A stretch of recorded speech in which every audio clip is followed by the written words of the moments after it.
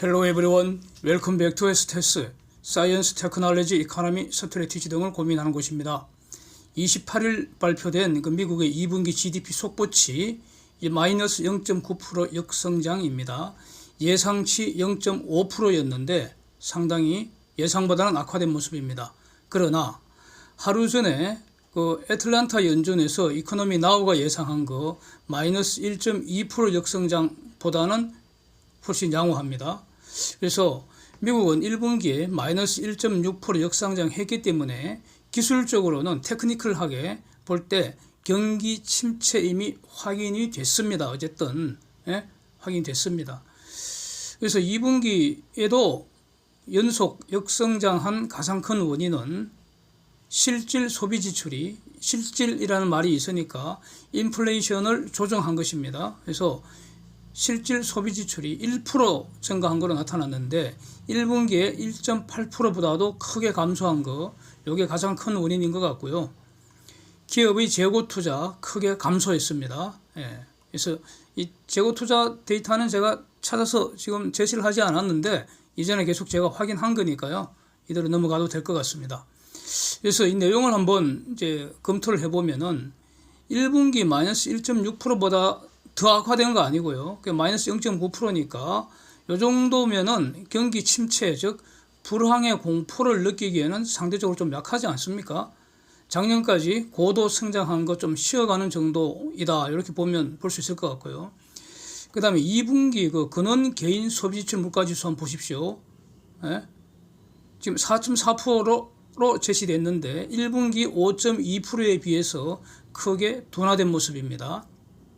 그 다음에 시장에 가장 크게 직접 영향을 주는 게 뭐겠습니까? 주가에 가장 큰 영향, 직접 영향을 주는 게 기업 실적입니다. 이거보다 더 강력한 재료는 없습니다. 지금 위에서 봤던 그런 경기 침체고 이런 것들은 전부 다 간접적으로 기업에 영향을 줍니다. 근데 주가에 직접 영향을 주는 것은 실적입니다. 근데 지금 어닝 시즌이 진행 중인데 결과를 보시면은 S&P 500 기업의 대략 한 49%가 지금까지 실적 발표를 마쳤다는데 이 중에 대략 한 71% 이상이 better than expected, 예상보다 좋은 실적을 공시했다는 겁니다. 그래서 전체적으로 대체로 실적은 양호하다. 지금 인플레이션 진행 중이고 또 전쟁 중인데, 세계대전 중인데, 그것도 러시아를 상대로 세계대전 중인데도 불구하고 기업들 실적은 대체로 양호하다. 그러면 주가는 추가로 하락하기 힘들지 않습니까? 현재 기준금리가 2.25에서 2.5%입니다. 미국의 기준금리. 그래서 연말 기준금리 컨센서스 대략 한 3.5% 정도 이렇게 잡고 있지 않습니까? 그런데 앞으로 남은 FOMC 회의는 9월 21일, 11월 2일, 12월 14일 전부 미국 현지 시각이고요. 그러니까 3번 남았습니다. 그래서 이 기간 동안에 100bp 올라가면은 3.5%가 됩니다. 자, 이 상황에서 현재 이 시간 패드워치 9월 기준금리 확률 분포 한번 보시면은 50bp 올릴 확률이 74%고요. 75bp 올릴 확률 26%로 나타나 있습니다.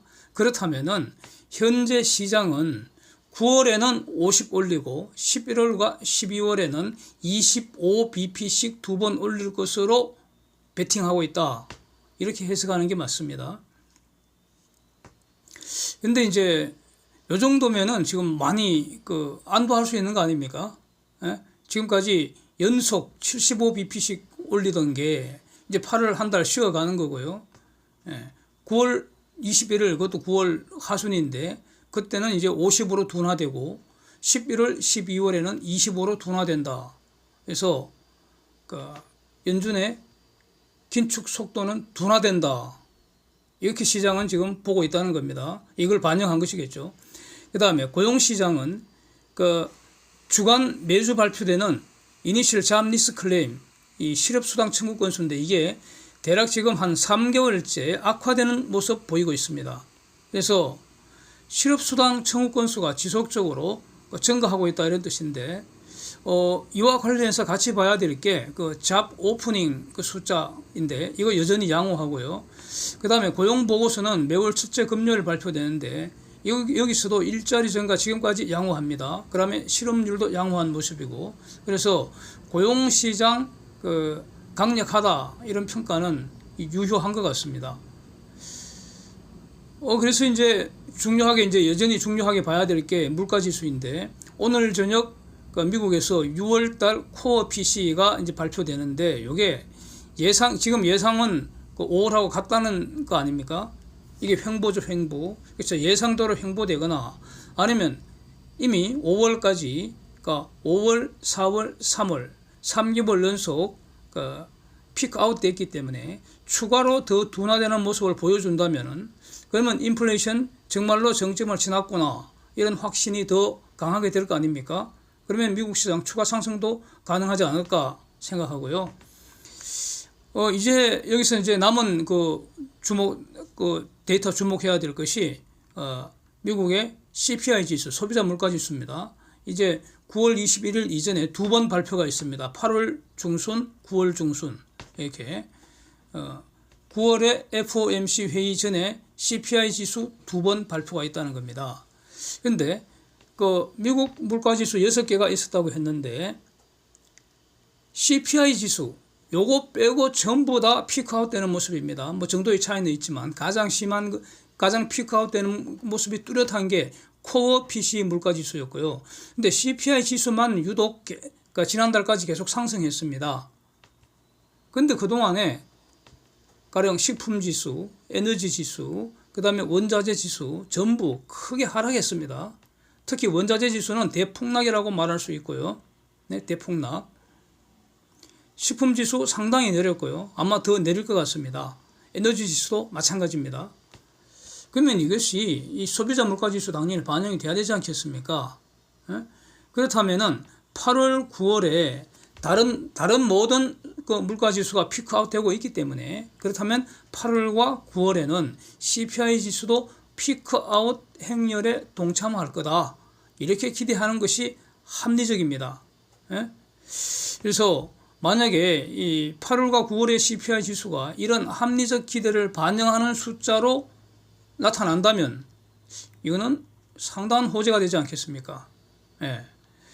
이 외에 이제 다른 중요한 시장 지표들 한번 본다면, 지난번에도 말씀드렸는데 달러 지수 고점을 지난 것 같습니다. 지금 피크아웃 되고 있습니다. 이 점을 반영해서 원달러 환율도 어저께 1,300원 밑으로 하향 안정화 시작한 거 아닌가, 이렇게 볼 수 있을 것 같고, 이제 주목할 것이 국채 수익률 곡선입니다. 그래프 한번 보시면은 2년물이 2.87%, 10년물이 2.67%. 그래서 여전히 지금 역전 상태여서 이게 지금 약간 신경이 쓰이긴 쓰이는데, 주목할 거는 스프레드 축소되고 있고요. 기준금리 인상 속도가 지금 둔화되고 달러 강세가 진정된다면, 그러면 하반기에는 단기채 금리는 하락하고 장기채 금리 상승할 가능성이 높습니다. 그렇다면 현재 수익률 곡선적 역전 현상은 내년 이후에 경기 침체 시그널로 해석할 수 없다, 저는 이렇게 보는데, 지금까지 이렇게 말씀드려왔죠. 이 견해를 유지를 하겠습니다. 이제 이런 걸 다 봐서 이제 한국 경제를 한번 정리를 해보면은, 지금 그 사진처럼 한미 기준금리 지금 역전됐습니다. 그렇다고 당장 외국인 자금 유출을 걱정할 것은 아니라고 저는 봅니다. 그래서 저는 한 번도 한미 기준금리 역전으로, 즉 한국 금리가 미국 금리보다 더 낮다고 해서, 기준금리가 더 낮다고 해서 외국인 자금 유출을 우려한다, 뭐 이런 분석을 저는 한 기억이 없습니다. 저는 이런 입장이 아닙니다. 그런데 이 기준금리 역전이 됐다는 의미는 한미 간의 실질적인 금리 차가 축소되었다, 이걸 의미합니다. 다시 말하면 상대적으로 미국 금리가 더 많이 올랐다. 이것은 원달러 환율 상승 요인이 되는 것은 분명합니다. 그래서 원달러 환율 올라버리면은 이제 수입 물가 올리고 무역 수지 적자시켜서, 그러면 외환 시장의 달러 공급 줄어들어서 추가로 또 원달러 환율 올리는 이런 악순환이 되기 때문에, 그리고 한국 인플레이션 가속시키는 이런 부작용이 많기 때문에, 그래서 요걸 대응을 잘 해야 한다는 겁니다. 대응하는 방법은 실질적으로 축소된 한미 금리 차를 이전 수준으로 되돌릴 필요가 있다는 겁니다. 그래서 한국통화당국은 8월에도 추가 한 50bp 올리는 게 현명하지 않는가 이렇게 다시 말씀을 드리고요. 그래야지 원달러 환율이 안정이 되고 그래서 이제 물가를 잡을 수 있는 그 여지가 이제 마련이 되는 발판이 마련되는 것이고 지금 물가 잡히고 원달러 환율 안정이 돼야지 경제가 선순환 시작할 수 있는 거 아니냐 이렇게 정리가 됩니다. 그래서 이제 문제는 그 다음에 이제 이건 정책 당국이 할 일은 이제 금리 상승으로 인한 부작용을 대응을 하는 것입니다. 그 부작용이라는 것은 안 그래도 지금 내수 경기 침체될 것 같은데 여기에 대응을 하고 가계 이자 폭탄 그 부작용 별도 정책으로 대응하는 게 맞지 않을까 이렇게 정리하겠습니다. 이제 코스피 투자 전략을 이제 고민을 해야 되는데 요즘 외국인들 슬금슬금 코스피 주식을 사고 있습니다. 주식 매수 늘리고 있다는 것을 눈치를 채시기 바랍니다.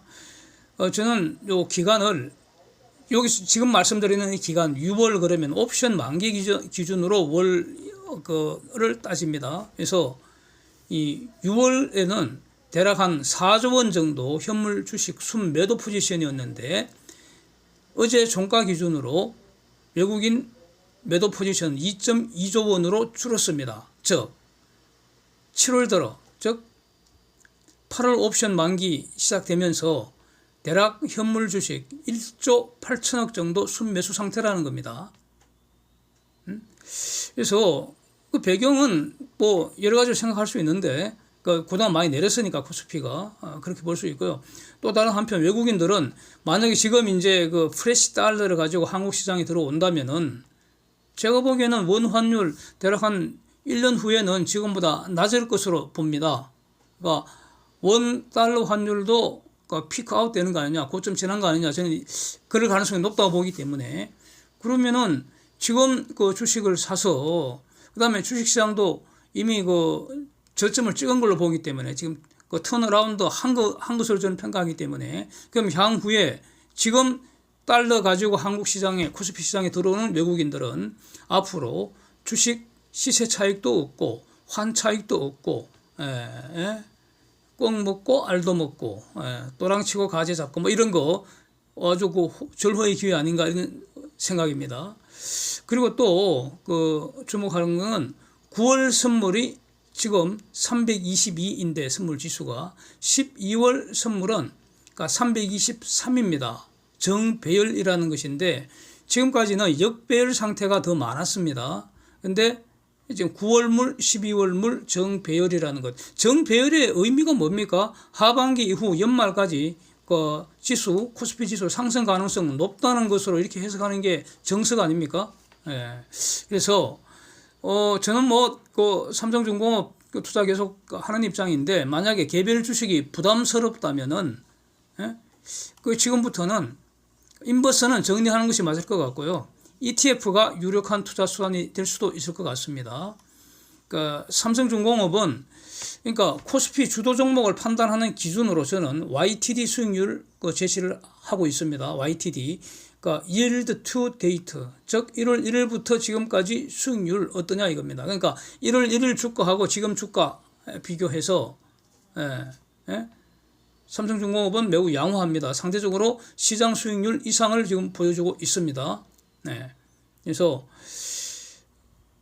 그래서 시장 수익률보다 더 높은 게 그게 코스피 주도 종목이라는 뜻입니다. 그래서 삼성중공업은 코스피 주도 종목 중에 하나인 건 확실하고요. 금년 들어서 그렇죠. 그 다음에 7월 초 같으면은 가령 JP 모건하고 모건 스탠리 쪽 창구를 중심으로 좀 외국인들 많이 팔았죠. 초반에 집중 매도해갖고 그래서 주가가 좀 내려간 상태인데 근데 사실은 그동안 슬금슬금 외국인들 매수가 계속 늘어나갔고요. 전체적으로 보면은 월 초보다도 월 말에 외국인 점유율 더 올라가 있다는 점을 말씀을 드리겠습니다. 요것은 다음 주 중에 한번 별도로 집중적으로 한번 살펴볼 예정입니다. Thanks for watching. See you next.